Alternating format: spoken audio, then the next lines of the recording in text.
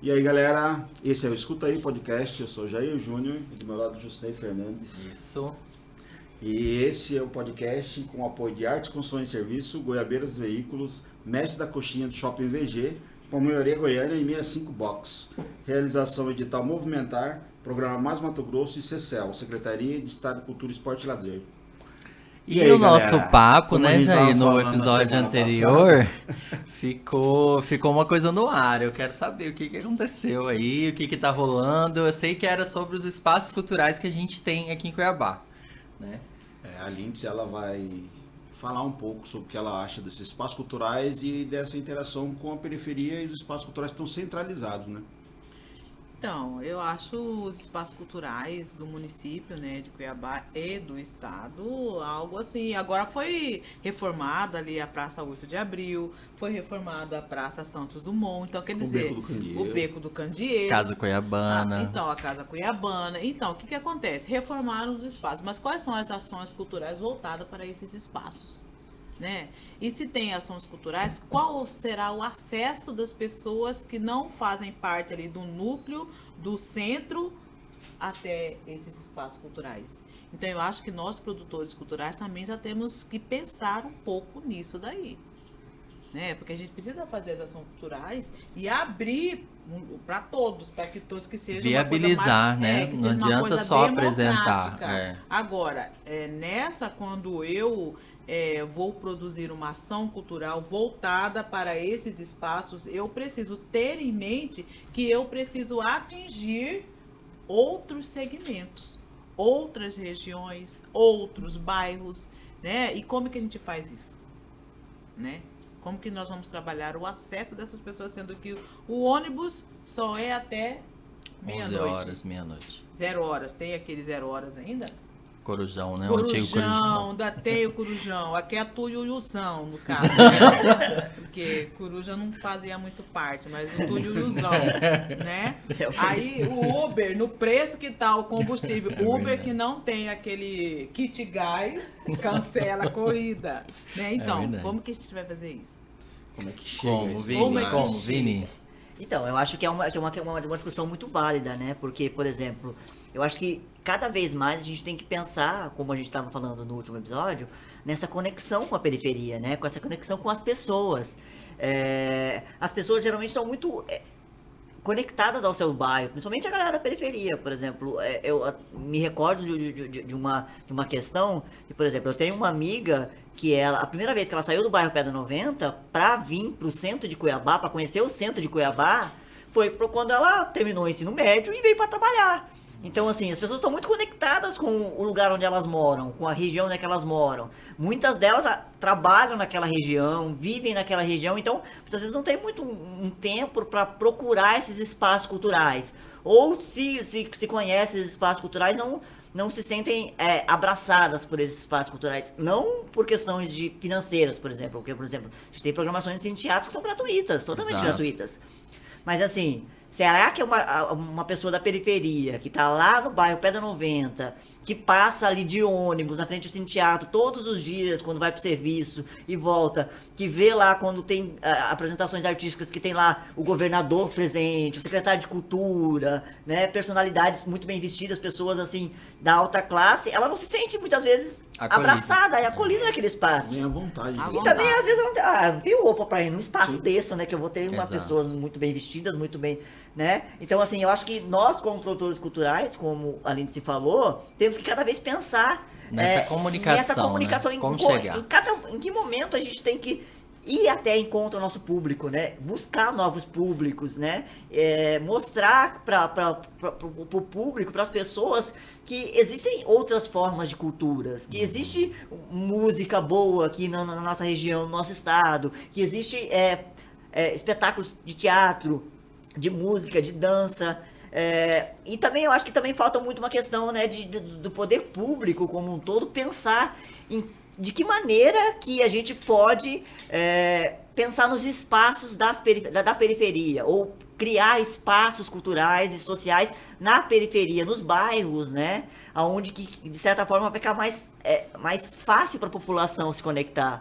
A gente entendeu muito lá no Pedra 90 com essa questão, né? De a gente estar lá no bairro e sentir que o nosso espaço vai ser um espaço de representação para aquela comunidade, para as pessoas que estão próximas, onde as pessoas vão saber que elas vão poder chegar naquele espaço, que elas vão ser bem acolhidas, que aquele espaço é o espaço delas. Então a nossa preocupação muito com o Casarão das Artes é muito pensar nisso, né? De que o nosso espaço não seja o nosso espaço, onde eu como produtor cultural vou impor o que as pessoas têm que assistir.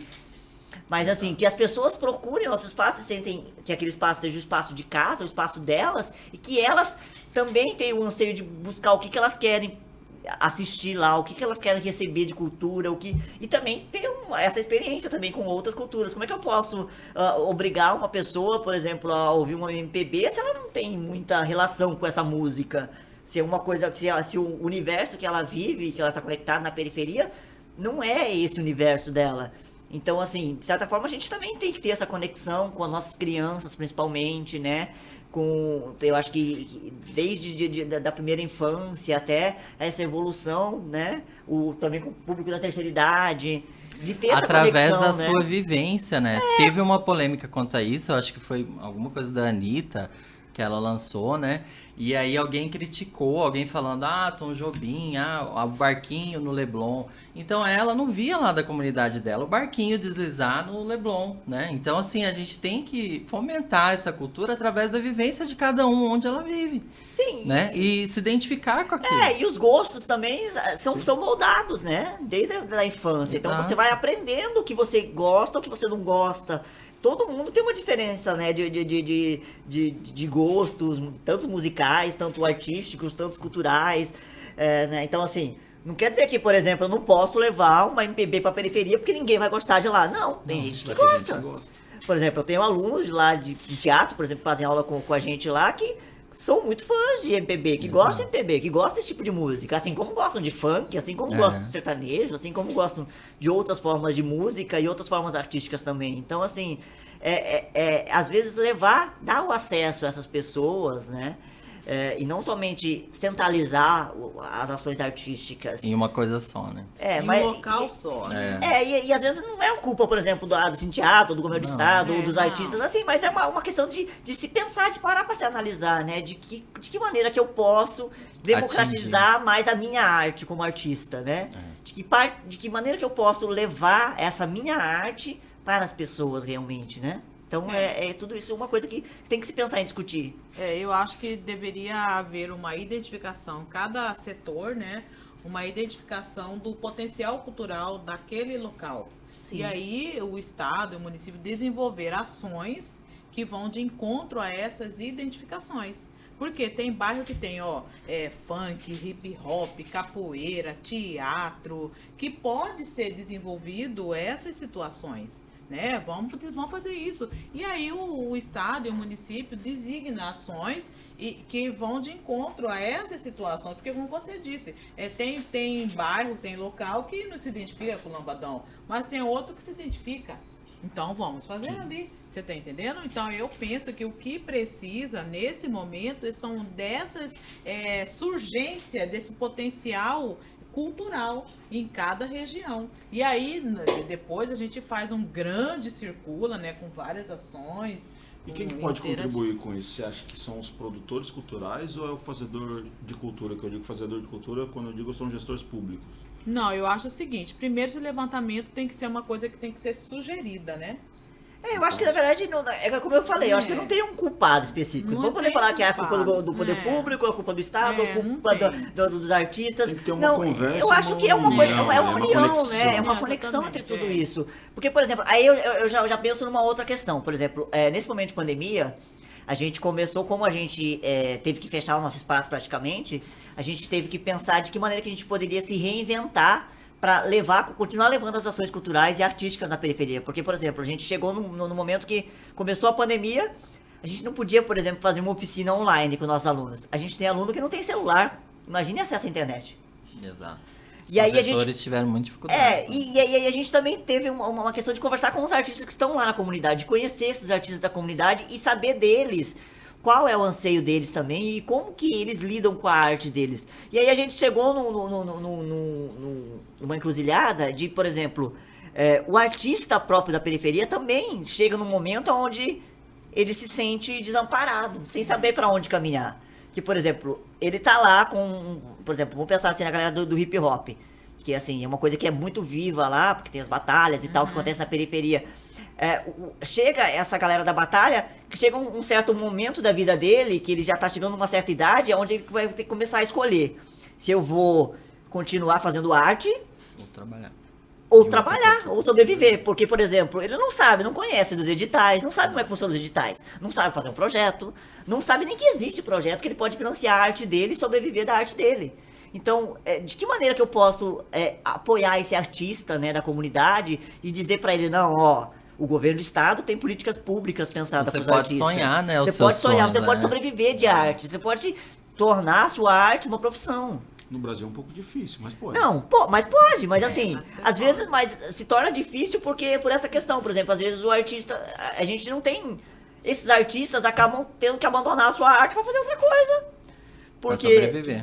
porque quando lançou- é a lei da oferta e procura, né? Quanto mais artistas e mais Sim. pessoas para se conectar, eu acho que a cultura vai crescendo e vai ampliando, Quando né? lançou o edital, acho que da Lei de Blanc, né, eu tava com o Jucinei, a gente tava num local e tinha um cantor lá, e o Jucinei falou, acho que ele nem sabe desses editais, a gente podia conversar com ele, né? Não, as pessoas não sabem As mesmo. pessoas não sabem mesmo, foi uma É, falta de informação. A gente formou um grupo lá no Pedra, inclusive com o P3, que é um parceiro nosso, que agora, inclusive, a gente está criando um estúdio, né?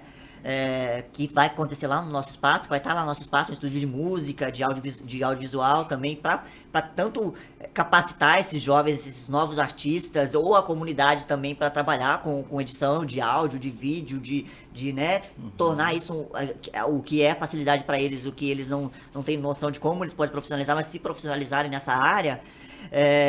E aí a gente formou um grupo para ajudar justamente esses artistas que estão lá na periferia, que fazem a sua música, que são do hip hop, do sertanejo, de outras formas musicais, que muitas vezes acabam até apresentando no barzinho lá e tal, mas que, por exemplo, às vezes tocam uma noite toda para ganhar R$50, né? Porque na periferia é possível um comerciante pagar um valor alto também, porque aí todo o lucro dele vai ficar nisso, né? Mas assim, de como que esses artistas podem criar esses projetos e participar desses editais públicos, né? Que estão aí, são acessíveis, né? Tem uma acessibilidade, mas que o artista às vezes não tem tato para isso e não tem como aprender isso do nada, né? Ou se conectar. De que maneira que o poder público pode facilitar esse acesso para o artista, de como ele pode colocar a ideia, né? Que foi uma coisa que foi muito discutida nesse momento de Aldir Blanc, né? Sim. Entre os gestores municipais, estaduais, de que maneira que até foi uma coisa que a gente discutiu no último episódio, né? Da galera da periferia, dos espaços de terreiro, do espaço ribeirinhos, que muitas das vezes a casa deles é o ponto de cultura deles, é o espaço cultural deles. Então, se mistura muito os gastos que eles têm com comida, com luz, água, telefone, com os gastos que eles têm como artistas também, né? Para manter a sua arte, para comprar a sua... Vamos dizer, pensando nos artesãos. Né? São coisas que estão muito conectadas, estão muito misturadas, assim. E que tem também uma outra questão de educação financeira, que tem uma coisa que é uma política também que precisa ser implementada nas escolas, né, de se pensar sobre isso. A economia criativa, né, tem esse lado de que, por exemplo, o artesão, a Dona Alice, lá do São Gonçalo Beira Rio, ela fabrica e consegue até, tem a lojinha lá na Associação de Moradores, consegue ela vender isso. Mas ela não consegue, às vezes, cuidar de uma rede social, né, para poder divulgar as suas peças. Então, assim, quem trabalha com esse segmento, né, do artesanato e das outras vertentes da economia criativa, às vezes encontra essa dificuldade de como que eu vou divulgar o meu trabalho, como que eu vou fazer com isso, né? Então, por isso que eu acho assim que se de repente as entidades aí públicas elas fizessem um levantamento desse potencial cultural e depois, né, treinasse alguém dali para fazer essa divulgação, né, fazer tipo um e-commerce, né, do que tem ali no bairro para vender, porque veja bem, ó, tem crochê, bordadeira, costureira, artesã, doceira, comideira, quituteira, Tem um monte de coisa, cara, e que a gente não sabe. E que também Agricultura contribui familiar, inclusive, para o desenvolvimento das mulheres, né? Para se Sim, empreender, não depender de... potencializa o empreendedorismo local. Começou um Então, movimento, né? Acho que principalmente aqui no município, de apoio o comerciante local. Sim, né? sim. Começou esse É que foi um movimento. processo, né, de pandemia também, né? Eu acho que essa pandemia, apesar de todas essas dificuldades que a gente teve, eu acho que muita coisa se pensou nessa questão de economia criativa, né? De conexão do artista com a comunidade, ou do artista da comunidade mesmo, de que maneira que ele pode se sobreviver, pode difundir a sua arte, divulgar o seu trabalho, né? E também se apoiar um ao outro, né? De ter essa conexão. Né? Então eu acho que foi muito interessante. Uma coisa que também uma coisa a se pensar é também nessa questão da economia familiar, né? Também, por exemplo, lá no Pedra 90 a gente tem, e a gente está discutindo agora nesse momento lá no Casarão, inclusive, de que maneira que a gente pode ajudar, por exemplo, essas mulheres a ter a sua própria renda, a sua maneira de sustentabilidade, de se manter como pessoas. Porque a gente vive num bairro, Pedra 90 é um bairro que tem grandes índices de violência contra a mulher, de violência contra infantil, também abusos, essas questões todas, que muitas das vezes as mulheres se tornam dependentes desses maridos, né? Financeiramente. Então, às vezes, ela não separa, não tem pra onde separa ir, não sai dessa violência com medo esse receio de que maneira que eu vou me Porque essa sustentar, vou cuidar dos meus dependência, filhos, se torna dependente, né? E de que maneira que a gente pode apoiar essas mulheres, até artistas, né? De que ela possa pensar nela como uma profissional, como um investimento, né? Então, eu acho importante a gente começar a pensar e desenvolver ações que possam visibilizar e minimizar esse problema dentro desse local aí, porque não adianta só a gente ficar falando, mas tem que fazer isso, delegacia. Não, eu preciso dar condições para essa mulher ter condições de sair dessa ramificação. Que é uma teia, tá? É uma teia ali. O homem é a grande aranha e a mulher envolta naquela teia, que ela não consegue sair, cara. Não consegue. É uma dependência, porque ela tá naquela dependência ali, e mesmo que ela queira, é muito difícil. Quando ela pensa em sair, ela sai diretamente pra morte.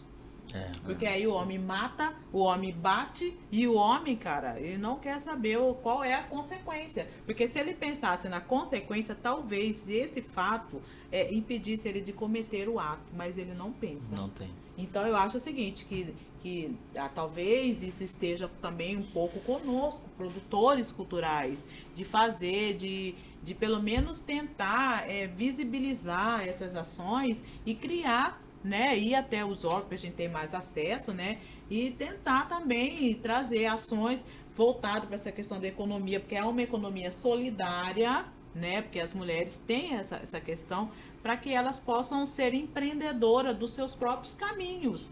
Você tá entendendo? E sair dali. Tentar, pelo menos, sair. Porque depois que a mulher casa, aí tem os filhos, o tentáculo da aranha, cara, fica muito maior. Porque aí não atinge só a mulher, atinge tudo que está em volta dela. E também tem um pouquinho muito voltado para essa questão da criminalização da cultura que a gente está passando agora nesse momento, né? Que foi o que a gente conversou também. De mostrar para a comunidade, para essa comunidade que a gente está inserido, por exemplo, eu estou trazendo uma realidade que é uma realidade nossa lá, né, no bairro Pedra 90, com o Casarão das Artes. Sim. Mas de mostrar para essa comunidade lá, com esses artistas que eles não têm esse acesso, que não têm esse conhecimento, e também para as pessoas que não são artistas, que são moradores, né, com outras profissões, outras áreas, de que... fugiu da mente agora. Possibilidade, né? Não é possibilidade, mas de mostrar o quanto a cultura é importante para o nosso país financeiramente, né? Tanto nessa questão cultural, de né? transformar cultura, vidas, sim. mas quanto também na questão lucrativa. Isso, remuneração, Que, né, né? porque assim, Pensar que... se apoiam-se muitos, né, agricultores, fomentadores em várias vertentes, fábricas e tudo mais, para atrair até isso para o Brasil, mas não pensam, né, no que a cultura gera de renda também, de volta, de retorno para o país. Na possibilidade cultural que existe nesse núcleo, né? E trazer um pouco também para essas pessoas de entender, compreender que eles têm que valorizar o seu trabalho e para as pessoas que vão comprar que esse trabalho existe ter um valor e precisa ser remunerado por esse valor, ele precisa ser apoiado. É um trabalho como qualquer outro. É um trabalho como qualquer outro. E ele sempre é visto como, né? Criminalizado. Criminalizado, marginalizado como uma coisa assim, mas isso aí a gente não precisa, isso aí não é importante, né?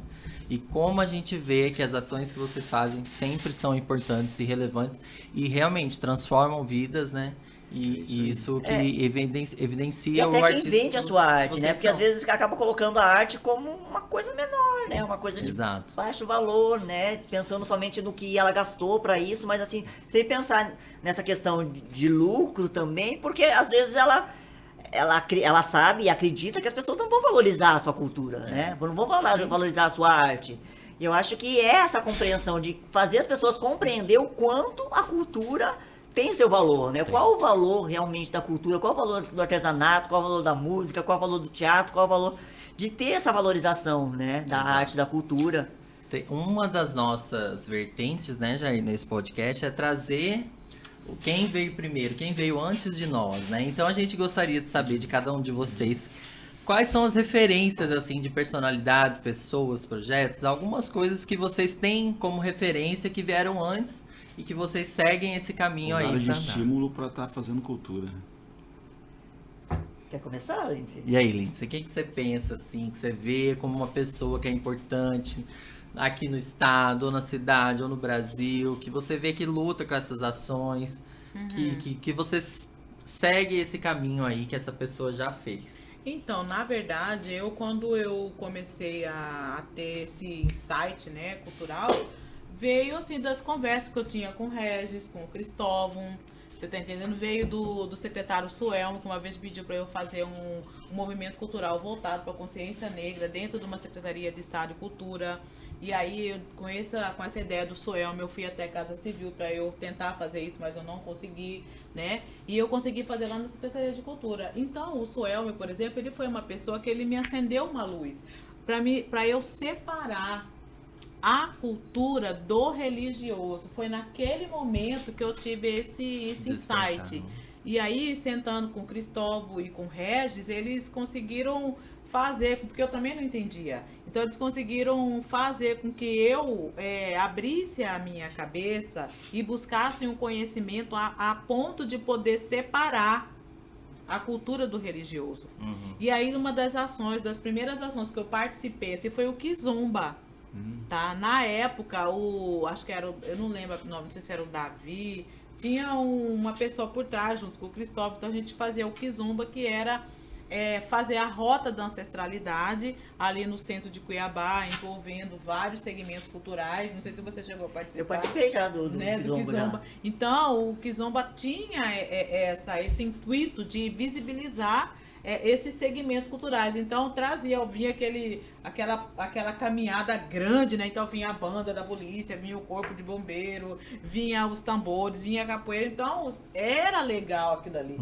Então, esse foi um dos primeiros movimentos que eu participei. Que te despertou, né? E me despertou para essa riqueza cultural que existe aqui no nosso município. Muito bom. Né? Então, foi isso aí que me fez querer fazer o curso de produção, porque eu vi que, assim, poucas pessoas faziam alguma coisa.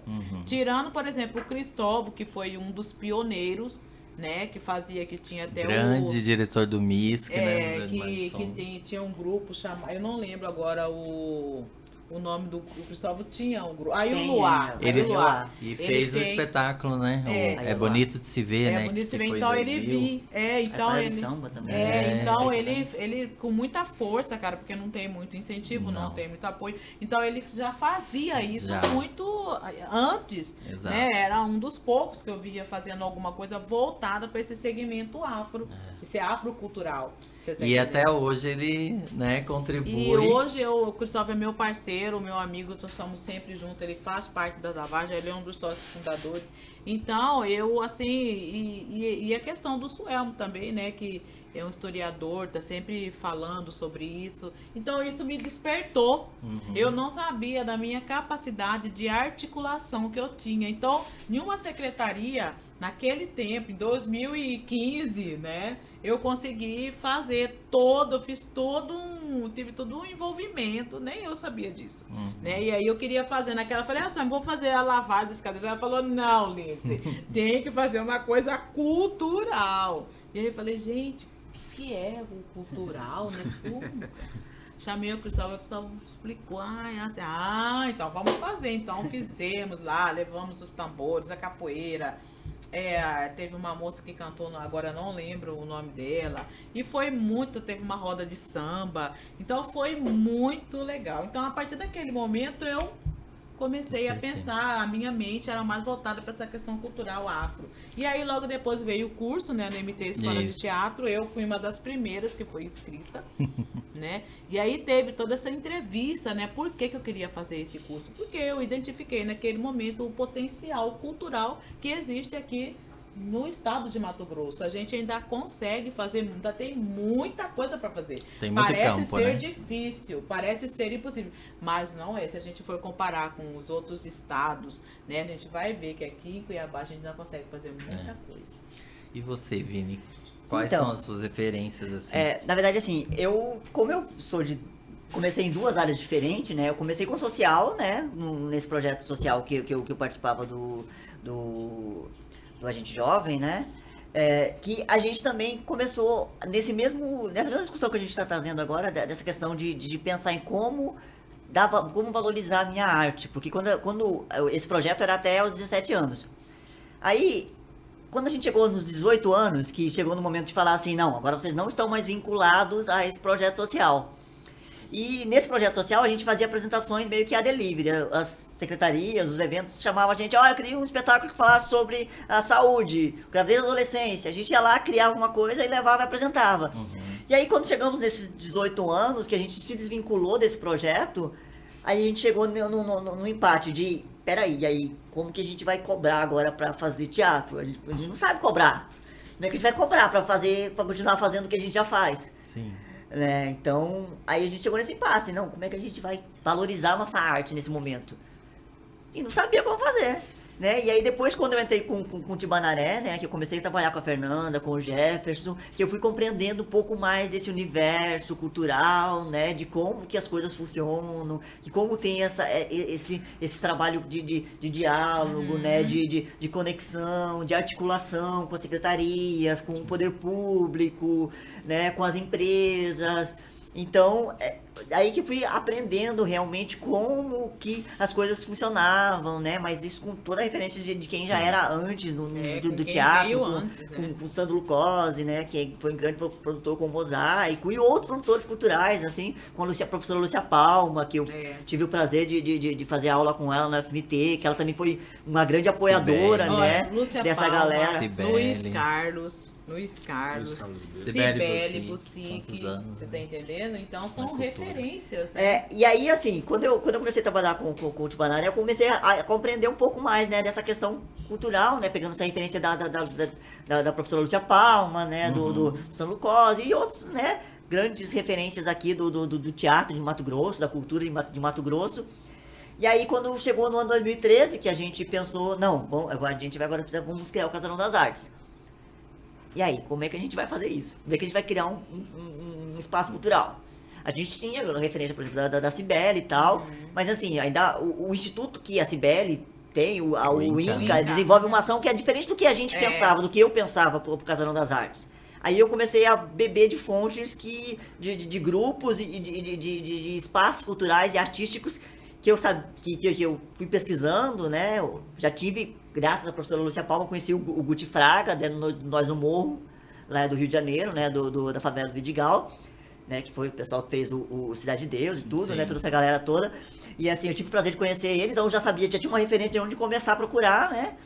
Então comecei procurando esses espaços. Aí fui procurar os espaços culturais que tinham essas ações que tinham acontecido em São Paulo, no Rio, para ter essa referência de saber como que eles trabalham, como é que eles fazem isso, como é que as coisas funcionam lá, como é que a gente pode pensar em se estruturar, né? Aí logo veio essa questão, né, de a gente, não, a gente precisa ser regularizado, a gente precisa virar uma associação, precisamos virar uma instituição para que a gente possa, né, fazer isso aí não ser uma coisa, assim, um hobby, mas assim, uma coisa profissional, né? Uma coisa Sim. profissional, uma empresa cultural, uma empresa Que tenha social, né? continuidade, né, Que os vai ter projetos. continuidade, que vai ter maneira de sustentabilidade também, né? Porque eu acho que é muito importante, a gente tem que pensar em sustentabilizar. Eu acho que uma falha muito que acontece nos nossos artistas, e isso vem muito nessa questão dessa relação da onde os artistas vêm, da periferia, dessa relação, de não parar para pensar em que a minha arte também é uma empresa. Eu, como artista, eu sou uma empresa. Exato. Então eu tenho que pensar em sustentabilidade, eu tenho que pensar em me manter, em como eu vou trabalhar e como eu vou sustentar esse trabalho Fazer que eu vou toda essa desenvolver, gestão, né? Toda essa gestão de negócio também. Então, assim, aí a gente começou a articular isso. E aí que foi que começou, que aí que a gente criou o Casarão das Artes, que a gente se regularizou. Foi complicado, porque essa questão burocrática, para quem não tem Noção, a habilidade, né? noção nenhuma, né? É totalmente... É difícil. E eu também, assim, quando foi pra mim idealizar toda essa questão, participar desse grupo da lavagem, a gente pegou algumas referências que já existiam. No caso, era o Christian, que trabalhava com o movimento de Umbanda, era o Marcelo Passo, que faz o festival de Curimba, você tá entendendo? Então, teve movimento na praça, uma época que foi idealizado pelo Jorge Barajac, Pai Aécio, todos os povos de terreiro que fizeram o movimento na Praça da Mandioca. Então, tudo isso foi vindo junto, a gente foi idealizando, transformar isso,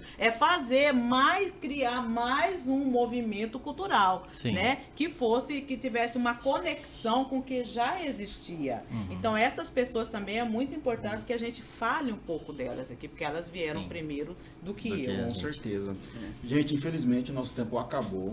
Que pena. Só uma última coisinha que eu Tinha queria mais para coisa sugar me aqui dos falar, nossos cara. convidados, é rápido. A gente tem esse momento agora no final, Jair, que é vamos viralizar. O que é? Alguma frase, algum ensinamento, alguma coisa que vocês querem falar para alguém, alguma dica, alguma coisa do trabalho de vocês ou da vida de vocês mesmo, pra gente ter esse corte para frase. poder viralizar. Uma frase. Uma frase. Que seja importante, que diga um pouco. A Lindsay gosta de polêmica. A Lindsay é bem...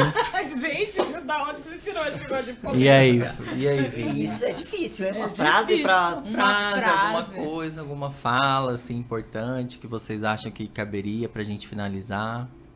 Então, eu penso assim que nesse novo momento, o qual estamos tendo a oportunidade de continuar vivendo, é importante nos dar as mãos, né? Com O certeza. importante A ser união, né? realmente unidos, né? Eu acho que essa é a grande sacada do momento, né? Porque a Ótimo. gente já sabe que ninguém faz nada sozinho. Então eu ajudo a Carola ajuda o Elber me ajuda, eu ajudo o Jair, e assim nós vamos vivendo essa grande conexão cultural que nesse momento é importante para todos nós. Isso aí. Essa é a minha Eu acho que visão. uma coisa que eu aprendi muito nessa minha trajetória na arte, na cultura, e também, né, nesses estudos e coisas que a gente tá aprendendo, porque uma coisa que, assim, eu vim do teatro, então, quando o Casarão das Artes nasceu, eu tive que reaprender a andar de novo, né? Então, porque o que eu saí de cultura, de produção cultural, de projeto cultural na área do teatro, é diferente, totalmente diferente do terceiro setor. É. Né, como instituição. Sim. Então eu acho que, mas assim, como um todo, eu acho que a gente tem que aprender a insistir e persistir. Eu acho que a teimosia, muitas das vezes, é colocada como uma questão pejorativa, né? Você é muito teimoso. Não, mas assim, eu acho que é muito importante ser teimoso. Insistência, Insistir. Você né? insistir, persistir. E não desistir. Você vai receber muitos não, com toda certeza. Eu acho que o Muito. não, você vai receber o mais que você vai receber da sua vida. Mas assim, Tem que quando vir tentar, o sim, é. é esse momento que Vai ser você gratificante. entender que, não, agora eu entendi que eu tô no caminho certo. isso Eu aí. acho que é isso. Como que fala, tem um ditado que fala assim, insista e não desista, persista. Persista. É. É isso aí. Muito persistir. obrigado, Lindsay. Muito obrigado, Vini. Um prazer receber vocês aqui. Obrigado, Depois gente. nossa. Lindsay, só reforçando, dia 25? Dia 25 Dia é 25 a do lavagem 6, da dia 25 de junho. 25 do 6 é a lavagem da escadaria do São Benedito. Rosário de São Tem algum Benedito. evento que você queira? Não, na verdade, eu não queria Quero já- divulgar um evento como um evento em si, mas assim, Mas eu o queria, Casarão, né, falar sobre o Casarão das Casarão Artes, das assim, Artes. conheçam nossas redes sociais, né, Tem conheçam cursos disponíveis. as nossas programações lá no Parque Pedra 90, é aberto a todos, não é só pra galera do Pedra Qual que 90, é o qualquer lugar Instagram que pode ver? Instagram é o Instituto Casarão das Artes, Centro Cultural. E no Facebook também é a mesma coisa. E também a nossa página no DoMT, que também é uma outra ferramenta que agora a gente tá começando a nascer, que a gente também tem uma página lá no DoMT, né? Aham. E também é onde as pessoas podem acessar e doar também, tanto através do Pix, mas principalmente através do cartão de crédito, de uma forma recorrente. Então, assim, conheça o Casarão das Artes, conheçam, favor, acessem nossas gente, redes segue sociais. lá. Fazem doação. e Façam isso suas aí. doações, porque a doação é muito importante Muito para que a gente importante. possa continuar funcionando e desenvolvendo nossas ações lá, com toda Muito certeza. bom, muito Valeu, bom. galera. Isso foi o Escuta Aí Podcast. Realização Edital Movimentar, programa Mais MT e CCL, Secretaria de Estado de Cultura, Esporte e Lazer. Valeu, galera. Até o próximo episódio. Foi.